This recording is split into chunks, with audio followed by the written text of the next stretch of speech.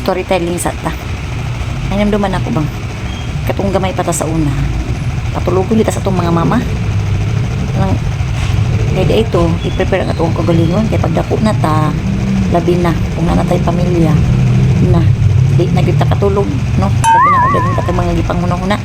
Nya pareha ni karon ang oras mag-alauna na. So, ganahan pa ka matulog ana, nga duty na. Aw, mo bangon ta uy kay daghan na kayong bata sa gawas naghulat. So, duty na ta. So, muna mga bata nga samtang gagmay pa mo matulog gyud mo sa inyong mama, tulog gyud mo. Kay maabot ang panahon nga gusto ka matulog, di na ka makatulog. Kay daghan na kay kagunahon. So, samtang bata pa matulog sa iyo, aron mo dako og dali, aron nga mantrabaho. Pareha na ko. Nandrabaho na. Di na makatulog. Gabi na. Kung daghang kag utang, di ka katulog. Kada ka magsig paningin. Okay.